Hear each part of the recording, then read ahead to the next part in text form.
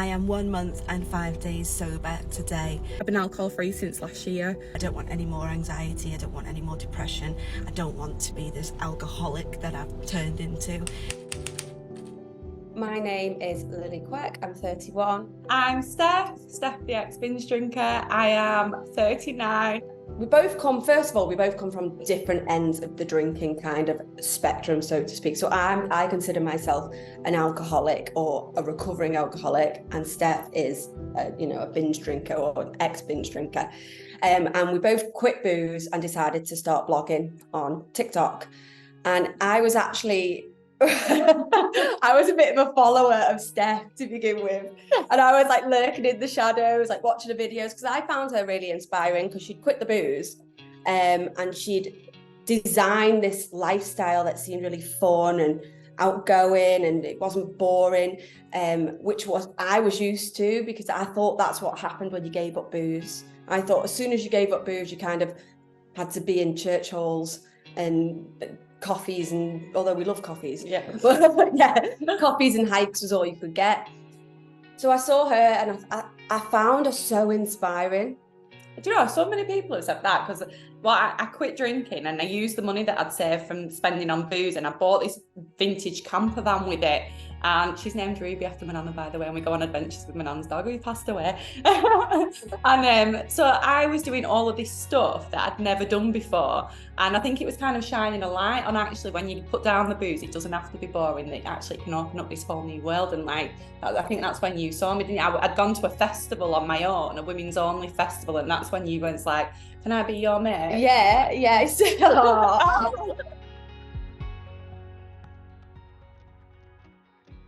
I class myself as an ex-binge drinker, so I don't actually identify as sort of being an alcoholic. It just doesn't work for me. Like, that word might work for some people, but for me, I don't tend to use that word for me. I call myself an ex-binge drinker, but I was very much a party drinker or a weekend drinker. So I wouldn't drink in the week.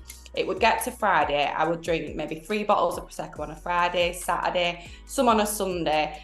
Or if I went out, it would be all or nothing. I would go feral and I would like knock them back, knock the shots, end up in a party till the birds were tweeting. And then I'd wake up on a Monday and I would absolutely hate myself. I would have anxiety, I would have dread, I would have fear. My skin would be a mess. I could never lose weight. And I just had this horrible sense of like feeling all the time. And I would wait until Friday, until I can do it all again, until I can make myself feel better, not realising that that's what alcohol does to you. It's a depressant.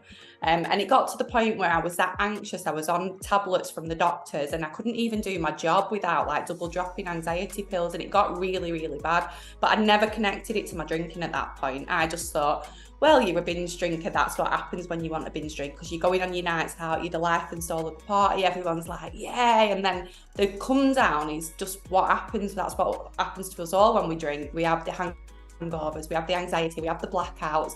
It's just part and parcel of it. You want a binge drink, you get that to go with it. Mm-hmm. So I was like constantly in this battle of, I feel like shit Monday to Thursday. Friday, I picked myself back up and I couldn't get out of that cycle. But somebody on my Facebook came out and said that she'd been in rehab and she was clean and sober, and she'd been clean and sober for 6 months, and she was absolutely glowing. Like, her skin looked amazing. She was living this really good life, pretty much like I was putting on TikTok when I got better. But I was like, wow, if she had a problem with drink, could I have a problem with drink? Because we drank the same, and I'd actually been out with this girl a couple of nights, so I knew that we had similar sort of drinking habits. And I thought, you know what, I'm just going to give it a go. I'm going to try and see what it's like for a month without drinking. So I set myself this challenge to not drink for a month, and it was only meant to be a break. I took the month off, and at the end of the month, you know, it was hard at the weekend. The weekend would come round and I would be like, oh my God, I want to drink. I wasn't that bad. Why am I doing this to myself? And I kept persevering through it. At the end of the month, I just felt amazing. My anxiety had pretty much gone. I'd stopped taking my anxiety pills, which I'm not telling anybody to like come off medication or anything like that. That's just what I did. I wasn't feeling depressed. I was feeling really good. And most of all, I was like having more happy days than I was sad days, which was just incredible. So I decided to do it for a bit longer, carried it on for a few months. Then it was Christmas and my birthday, and I thought I can't be sober over Christmas and my birthday, it's too soon. So I went back to drinking like a year ago, and January came around and I was back to being anxious and a depressed mess. So I said, that's it, I'm gonna do it again. And I still to this day say this is just a break, because that's how I like to process it. I don't like to say it's forever. For me, this is just a break, and if I want to go back to drinking, I can, because then it kind of helps me not drink. Because if I was to say to myself, you're not allowed to drink, I would want to drink even more. So for me, in my situation, that's how I kind of got to where I am now. For me, I relate to Stef's story a lot in terms of the emotions that drinking gave her, the fear, the dread, the kind of anxiety. And I actually started as a party girl, as a binge drinker, and in uni and all of that. And I was always a problematic drinker looking back at it. But I was always the fun one, and I was always young, so no one really kind of, but the party was always back at my house and this type of thing.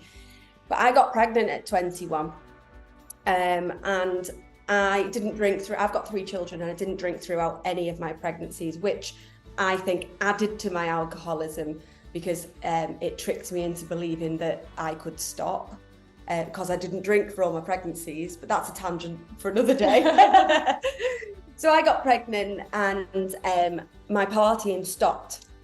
But what happened was I started drinking in the house, and it started off with 2 cans of gin and tonic, those pre-mixed cans. And it started off with them, then 4, then half, then a litre. And it was a very lonely situation. I didn't drag anyone else into it, apart from my husband. Obviously, once you're in recovery, you realise how many people you hurt by drinking. But I was a very lonely drinker. I didn't go out and party, And it was very much a secret. From the outside, if you looked at my life, I had the 3 children, I kept it together, I had a job, I had a husband who's very handsome, got a good job. And no one apart from my husband really knew that I had a problem. I always make a joke that I kept the secret that well, that even I was in denial that I was an alcoholic, because I just did not think for 1 minute that I could be an alcoholic. I thought I can stop at any point. So in 2020, I attempted to stop. I joined an app called I Am Sober, with a fake name, because I didn't want my name to be on there. And I'd get a week and kept falling over. And if I look back on the app now, the amount of restarts and relapses is just ridiculous. And I did this for a good 2 years. And I thought to myself, you know what? Maybe you do have a problem. But it took me to reach my rock bottom before I actually took action. And one night I drank a fair amount of wine. To be honest, I can't even remember how much. But my body reacted to it really funny. And 1 minute I was sitting on the couch and I was fine. Next minute I was on the floor. I couldn't feel all this side, left side of my body. My husband come down and was like, what is going on? It was awful. My parents got called. In the end, I got taken to hospital. They assumed it was a mini stroke or something like that. But at the end of the day, if I wasn't drinking, it was caused by the drink. It wouldn't have happened if I wasn't drinking. But I was in that hospital, and they asked me, I still wasn't ready to admit that I was an alcoholic in the hospital, even though I'd been taken to hospital for drinking too much. They said to me, how much have you been drinking? And I said, 2 glasses of wine, which is just ridiculous, because they'd taken blood tests and clearly had a lot more. So the next day I woke up and my husband was next to me, and he was just done. My alcohol abuse at home had just caused him to just resent me so much. He hated it, and I could tell that he was done. And I just heard this little voice in my head, which it's never happened before. And I just said, you know what, Lily, no one's coming to save you. You're going to have to do this yourself.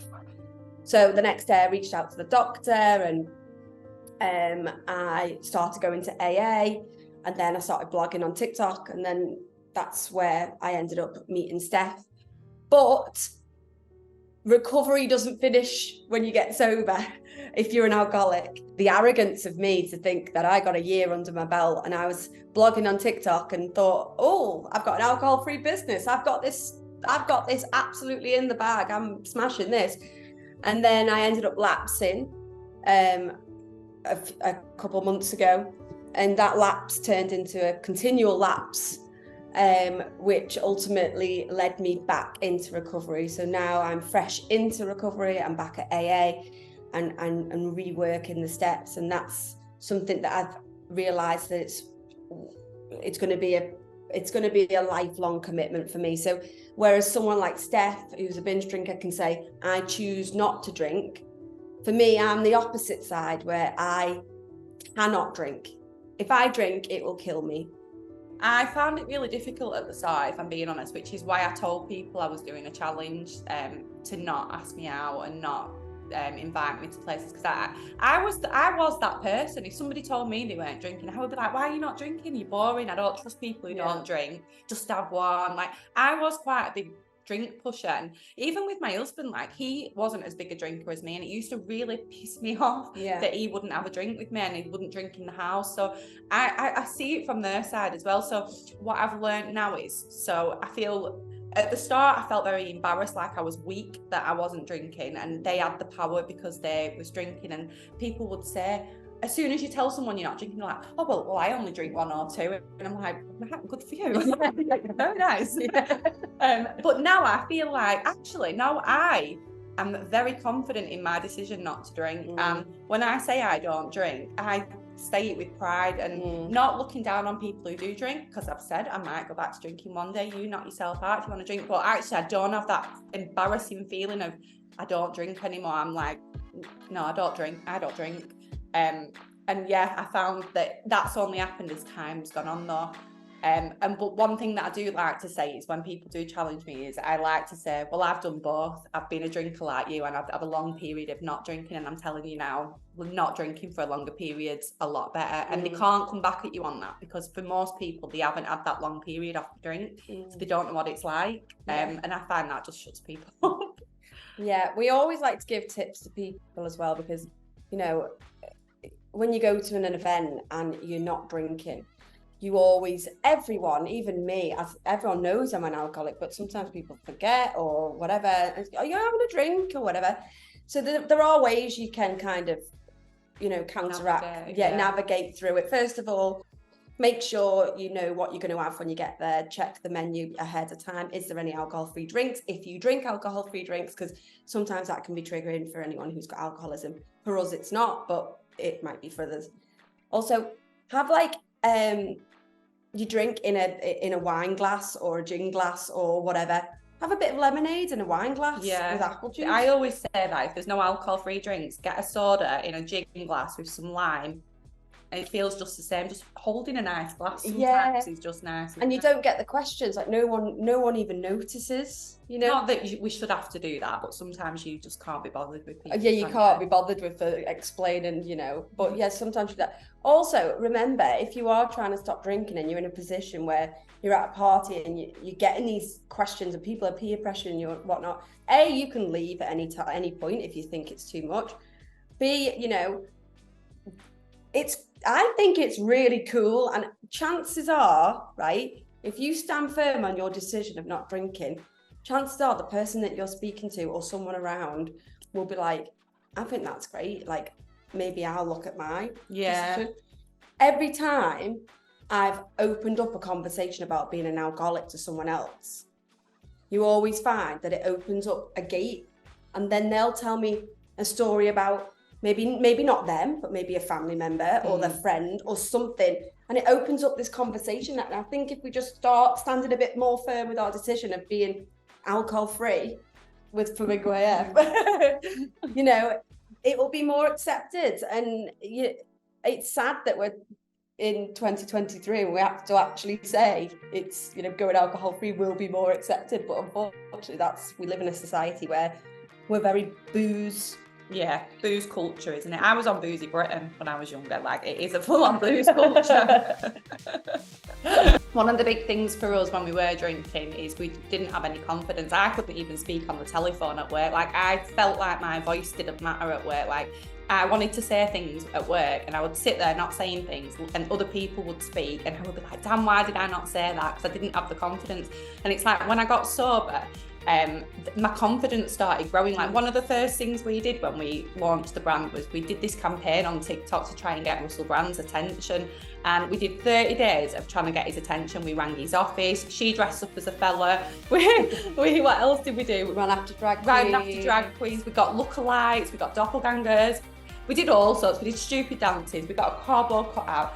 And people was like, this is never going to work. And we was like, we're just going to try and believe in ourselves here. And he ended up seeing our TikToks, replying to us on TikTok, because we was inviting him to our launch party. We thought it would be better to get to the launch party than the King of Sobriety. And he replied and was like, amazing, like implying that he might come.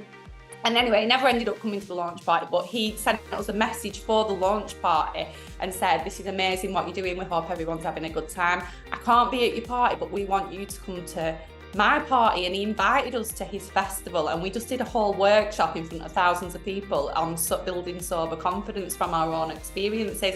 And that's something that we put into our events, our party events, and we do workshops on it.